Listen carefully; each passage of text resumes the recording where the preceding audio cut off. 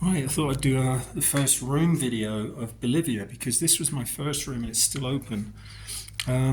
Very cold in this one at night. Um, and one of the worst types of shower heads you can get in South America, these electric ones, they're really quite weak. But your toilet view overlooking the main square where all the buses arrive. But it wasn't really noisy. I was surprised. So normally I'm really sensitive and fussy to outside noise, but it's really quiet. It's the quietest town I've been in whole of South America so far. Tiny little telly. The pound is really strong at the moment to the Bolivian money, so it's 8.44. So this toilet brush, no, this cardigan, it's an alpaca factory made one, was 85 Bolivian, which is £10. But I needed another one because I'm sleeping in them at the moment because it gets so cold at night. It kind of drops down. But this is literally where the bus drops you off. This is the Colonial Hostel. And the old boy running it, Javier, he's so helpful. He's been a wonderful guy. So I've moved, though, from that room further down to this one because I couldn't get a Wi-Fi signal in that particular room down at the end. So I'm now in this one and only using the single bed, except for put my junk on. So, and this one's actually got a better shower, slightly stronger, but still it's not 24 hours. A lot of the places, obviously, they have the solar heater units. I've got a bit of a bigger TV, but this, all right, we've got a building scape view as they're extending the rooms. I think they're very hopeful about the amount of extensions they can get done in one building, unless they have mega peak seasons here, which they probably do. You get quite a few Bolivian tourists, Peruvian tourists and stuff coming here. There's quite a few Europeans here. I've heard German, French, Eastern European this morning.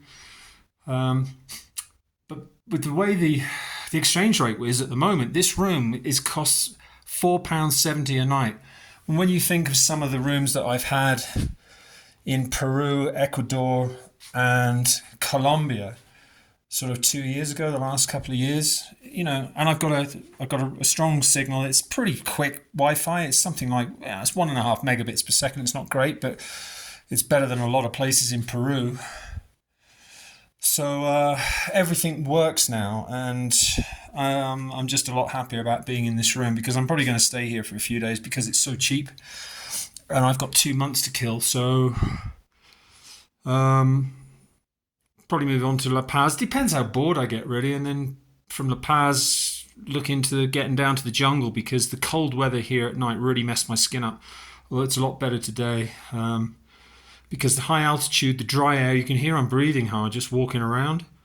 So I'm going to dig out my coca leaves. It messes up your sinuses a bit. It can give you a bloody nose, the lack of pressure, the lack of air pressure. So you just take it easy walking around. But I can certainly recommend this place if you want a cheap room. I mean, I've looked at quite a few others this morning as well, and some were twice the price of this and less than half the size and not better at all. And the people running it, they're either not there by the desk, so you can't check a room out anyway because no one's there because there's no tourists at the moment. It's very quiet. And then one woman, they wanted 100 Bolivian compared to this, which is 40, and it was half the size room and no better really at all. So I just, for the fun of it, I tried to haggle her down to 80, and then she got really shirty about it, and she was one of the local women with the local dress on and stuff, and saying, "Oh, it's a clean room," and blah blah. And I just thought, well, if you've got that mentality. Whereas Javier here, he's been so helpful. I just said to him this morning, I still can't get the Wi-Fi, and I said, "Can I change my room?" He said, "Yeah, sure." I said, "I want one with a bit of sun through the afternoon just to warm the room up at least for the evening a little bit." Because it gets so cold at night. So, and he's just, no problem. Nothing's a problem for him. So this Hostel Colonial, pretty much, and it's right, 100 meters down to the lake from here, 100 meters up to the market, and just everything you want. If you just want a quiet weekend, even just where you're passing through customs from Peru to Bolivia, Copacabana is the stop anyway, before heading on another 3 hours or so to La Paz, which will be my next stop whenever I decide to go.